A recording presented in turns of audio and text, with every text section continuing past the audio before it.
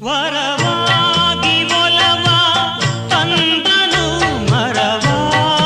ಗಿಡವ ಕಡಿದನು ಶುಭವಾಗಲೆಂದು